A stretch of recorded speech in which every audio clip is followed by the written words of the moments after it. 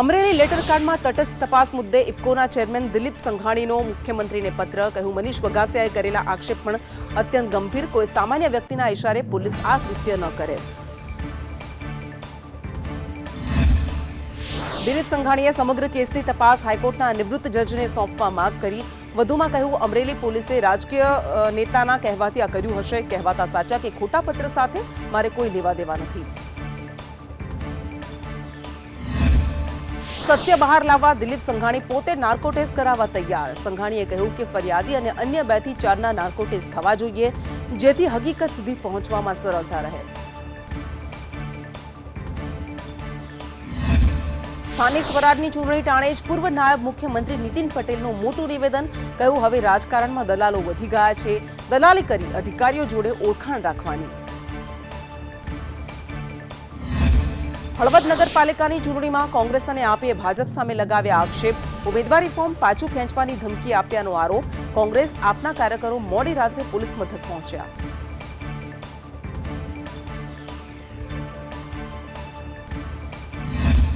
મોરબી જિલ્લા ભાજપ પ્રમુખે કોંગ્રેસના આક્ષેપ ફગાવ્યા. કહ્યું, કોંગ્રેસ પાસે આક્ષેપ સિવાય કંઈ જ નથી.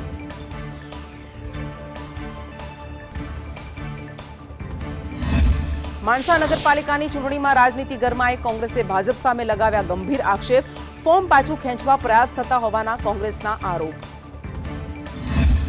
કોંગ્રેસના નેતાઓએ કહ્યું કે ભાજપ લોકશાહીની હત્યા કરે છે. ઉમેદવારોને ફોર્મ પાછું ખેંચવા માટે દબાણ કરાય છે.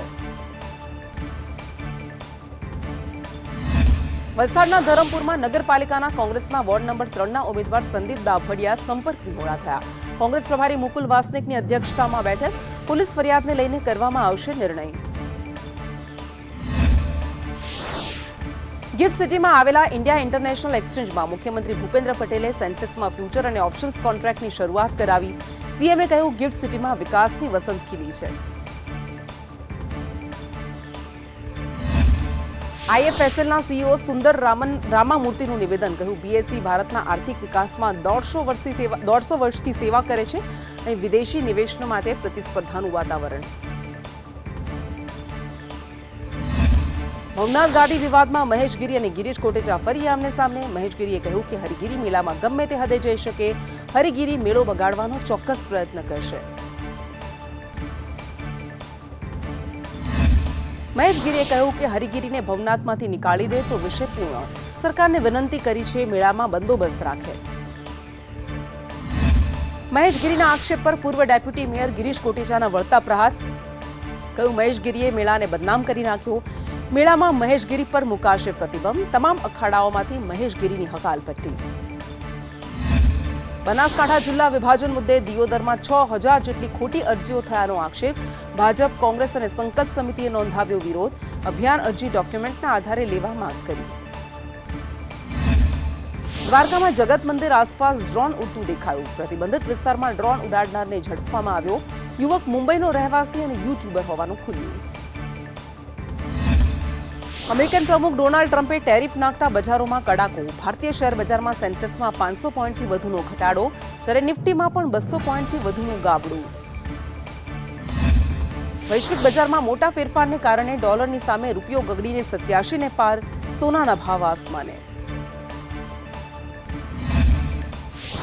વસંત પંચમીને લઈને પ્રયાગરાજ મહાકુંભમાં ભક્તોની ભારે ભીડ. ગંગા, યમુના અને સરસ્વતીના ત્રિવેણી સંગમ પર 68 લાખથી વધુ ભક્તોએ આસ્થાની ડૂબકી લગાવી. સાધુઓની સાથે સાથે વસંત પંચમીને લઈને અનેક વિદેશી ભક્તોએ અમૃત સ્નાનનો લાભ લીધો. દેશ વિદેશી પધારેલા ભક્તો માટે પોલીસે અલાયદી વ્યવસ્થા કરી. અત્યાર સુધીમાં પ્રયાગરાજ મહાકુંભમાં 35 કરોડથી વધુ ભક્તોએ તીર્થસ્થાન પર સ્નાન કરી પુણ્યનું ભાથું બાંધ્યું.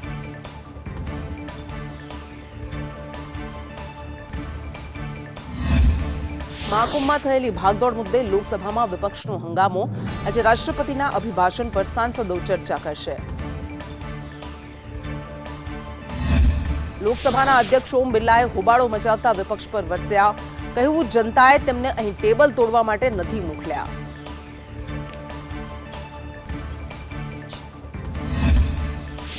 ગ્રેમી એવોર્ડમાં બિયોન્સને કાઉબોય કાર્ટર માટે બેસ્ટ કન્ટ્રી આલ્બમનો પુરસ્કાર. તો સબરીના કાર્પેન્ટરને શોર્ટ એન્ડ સ્વીટ માટે જીત્યો સર્વશ્રેષ્ઠ પોપ આલ્બમ પુરસ્કાર.